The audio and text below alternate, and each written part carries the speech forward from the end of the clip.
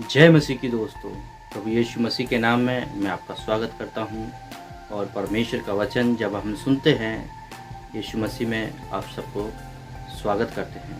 प्रभु यीशु मसीह आप सबको बहुत आशीष दे। और आज जब हम परमेश्वर के वचन को सुन रहे हैं, ऐसे ही परमेश्वर के वचन में बढ़ते रहें, सुनते रहें। और हमारे वीडियोस को आप देखना चाहते हैं, परमेश्वर के वचन को सुनते रहना चाहते हैं, तो प्लीज़ चैनल को सब्सक्राइब कर लीजिए। आइए हम चलते हैं परमेश्वर के वचन में। और जो आज हम देखने जा रहे हैं, आज जो विषय है वो विषय है, क्या यीशु मसीह दूल्हा है? यीशु मसीह को दूल्हा क्यों कहते हैं? आज का जो विषय ये बड़ा ही इम्पोर्टेंट सब्जेक्ट है। बहुत सारे लोग कन्फ्यूजन में रहते हैं, यीशु मसीह को दूल्हा क्यों कहते हैं, यीशु मसीह को दूल्हा कहते ही क्यों हैं? ये सबसे बड़ी बात है। देखिए, यीशु मसीह को दूल्हा कहने के कई कारण हो सकते हैं। बहुत सारे लोग सोचते हैं, क्या यीशु मसीह शादीशुदा है? क्या यीशु मसीह शादीशुदा है? नहीं, यीशु मसीह शादीशुदा नहीं था। यीशु मसीह संसार में आया, एक कुंवारी के द्वारा पैदा हुआ, आपके और मेरे पापों के लिए वध किया गया, ताकि हम सब उसके द्वारा वो उद्धार पाने पाएं, वो अनंत जीवन पाने पाएं जो परमेश्वर ने मेरे और आपके लिए रखा है। तो इसीलिए आज उस विषय को जानना बहुत ज़रूरी है। और जब हम उस विषय को जान रहे हैं तो ज़रूरी है यीशु मसीह को दूल्हा कहते क्यों हैं, इस बात को जानना बहुत ज़रूरी है। और देखिए, यीशु मसीह को दूल्हा कहने से पहले हमें इस बात को जानना पड़ेगा, यीशु मसीह जब दूल्हा कह रहे हैं तो बाइबल के अनुसार कैसे इस बात को समझें। और इस बात को जानने के लिए सबसे पहले हमें देखिए यीशु मसीह का बैकग्राउंड चेक करना पड़ेगा। यीशु मसीह जिस बैकग्राउंड से थे वो था यहूदी बैकग्राउंड। और यीशु मसीह यहूदी बैकग्राउंड से आते हैं। और यहूदी बैकग्राउंड में शादियां किस प्रकार से होती थी, उस बात को भी समझना पड़ेगा। यहूदी बैकग्राउंड की शादियों को जब हम समझते हैं, वहाँ पर शादी इस प्रकार से होती थी कि जैसे मान लीजिए किसी लड़के को या कोई लड़की को, और जब हम देखते हैं वहाँ पर शादियाँ होती थी, किसी लड़के को जब लड़की पसंद आ जाती थी तो वो क्या करते थे, कुछ मतलब पैसा या कुछ चीज़ें उसको दे दिया करते थे, मोहर जिसको बोलते हैं मोहर दे दिया करते थे। और वो स्त्री उसकी हो जाती थी। और वो इंगेजमेंट के समय वो एक दाखरस पिया करते थे। और दाखरस से उनका ये मतलब कवनेंट हो जाता था, एक वाचा बन जाती थी कि अब मैं तुम्हारा इंतजार करूंगी। और वो उस समय उसके लिए इंतजार करती थी, चाहे वो कितने भी समय में आए। ये दूल्हे की इच्छा होती थी कि वो किस समय में उससे शादी करने के लिए आएगा, लेकिन वो उसी का इंतजार करती थी। इस बात को हमें उसी बैकग्राउंड से जानने के लिए मिलता है। और जब हम इस बात को जानते हैं, और जो बैकग्राउंड है यीशु मसीह का, वो यहूदी बैकग्राउंड से इस बात को समझ पाते हैं। लड़की क्या करती है, इंतजार करती थी उसका, दूल्हे का। और यीशु मसीह जो थे वो एक कवनेंट को लेकर आए, एक वाचा को लेकर आए, एक वाचा यीशु मसीह लेकर आए। और जो वाचा थी उस बात को हमें समझना बहुत जरूरी है। वाचा क्या थी, इस बात को समझना होगा। देखिए, यीशु मसीह संसार में आए, यीशु मसीह लोगों से प्यार करते हैं, यीशु मसीह आपसे प्यार करते हैं, यीशु मसीह मुझसे प्यार करते हैं। और वो वाचा को लेकर आए। वो वाचा क्या थी? देखिए, यीशु मसीह अपने चेलों के साथ रहते थे, यीशु मसीह अपने चेलों के साथ बात किया करते थे। और बातें करते करते बहुत सारी चीजें देखते हैं। देखिए, पढ़ेंगे हम बाइबल से, देखेंगे मत्ती सुसमाचार उसका 26 अध्याय उसका 27 वचन। वहाँ लिखा है, फिर कटोरा लेकर यीशु ने धन्यवाद दिया और उन्हें देकर कहा, तुम सब इसमें से खाओ और पियो।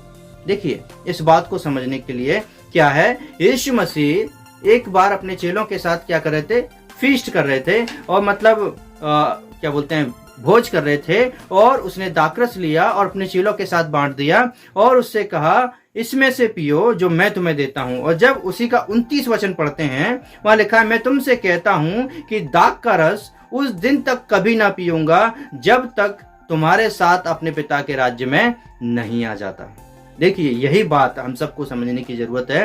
यीशु मसीह कवनेंट के साथ आए। और वो कवनेंट क्या था? यीशु मसीह जिस प्रकार से वो कवनेंट था कि अब मैंने दाख का रस पिया है, आगे से वो दाख का रस मैं तभी पीऊंगा जब पिता के राज्य में तुम सबके साथ पीऊंगा।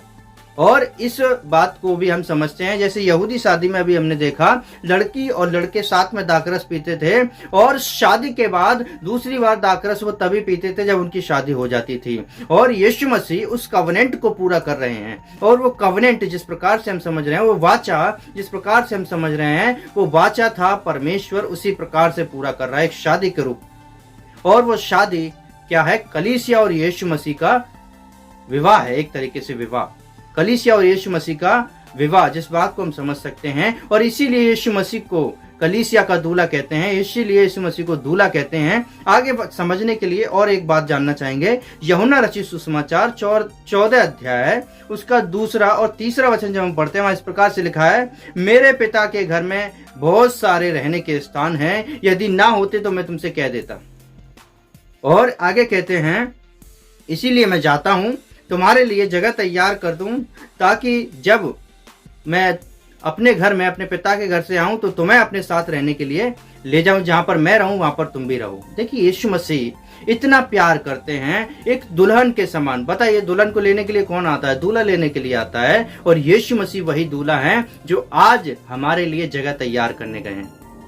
हमारे समय में भी, इस समय पर भी हम देखते हैं, जब किसी की शादी कराई जाती है तो पहले देखते हैं दूल्हे का घर है या नहीं है, बहुत सारी चीजें हैं या नहीं है, और दूल्हे को देखकर अच्छा है या नहीं है, तब शादी की जाती है। और कई प्रकार की रस्में होती हैं। और यीशु मसीह उसी प्रकार से जगह तैयार करने गया है, ताकि मैं और आप पिता के घर में उस तरीके से रहने पाए जैसा परमेश्वर चाहता है।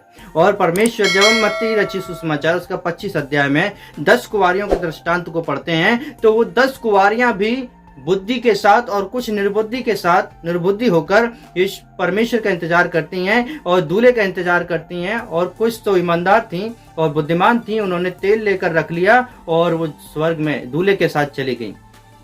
लेकिन हम में से कौन इतना दिमागदार है, कौन इतना समझदार है कि उस दिन तक अपने आप को तैयार रखेगा? देखिए, सबसे बड़ी बात, दूल्हा यीशु मसीह है। यीशु मसीह को दूल्हा कहते हैं।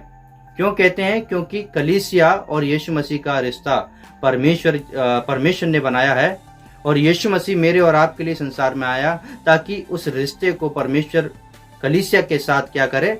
संबंध स्थापित करने पाए। जब हम पढ़ते हैं 1 थिस्सलुनीकियों उसका 4:17 में पढ़ते हैं, वहां पर इस प्रकार से लिखा है, तब हम जो जीवित और बादलों पर उठा लिए जाएंगे कि हवा में प्रभु से मिलें, और इसी रीति से हम सदा प्रभु के साथ रहेंगे। देखिए, हम सब क्या होंगे? प्रभु के साथ उठा लिए जाएंगे। हम सब प्रभु के साथ उठा लिए जाएंगे, ताकि कहां पर रहें? हम सदा तक प्रभु के घर में रहें, हमेशा हमेशा प्रभु के घर में रहें, हमेशा हमेशा परमेश्वर के राज्य में रहें।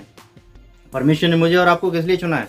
ताकि हम परमेश्वर के राज्य में रहें। वो हमेशा अपनी दुल्हन को अपने साथ ले जाकर हमेशा रखना, अपने पास रखना चाहता है। आप बताइए, दुल्हन कहाँ रहती है? हमेशा अपने दूल्हे के घर रहती है। क्यों रहती है? क्योंकि वही उसका स्थान है। और यीशु मसीह वो दूल्हा बनकर अपनी कलीसिया को ले जाकर अपने राज्य में रखेगा, परमेश्वर के घर में रखेगा, क्योंकि वो जगह वो तैयार करने गया है। और उस जगह में परमेश्वर उस कलीसिया को जो दुल्हन के रूप में वहां पर जाएगी, परमेश्वर प्रभु यीशु के साथ हमेशा हमेशा वहीं पर रहेगी। और एक बात और हम देखेंगे परमेश्वर के वचन से, प्रकाशित वाक्य उसका 19 अध्याय उसका 7 वचन, वहां पर इस प्रकार से लिखा है, आओ हम आनंदित और मगन हों और उसकी स्तुति करें, क्योंकि मेमने का विवाह आ पहुंचा है और उसकी दुल्हन ने अपने आप को तैयार कर लिया है। देखिए, दुल्हन, अब तक तो हम यीशु मसीह की बात कर रहे थे, दूल्हा क्यों है, कैसे है, क्या है, यीशु मसीह क्या वास्तव में ही दूल्हा है, इतनी बातों को कर रहे थे।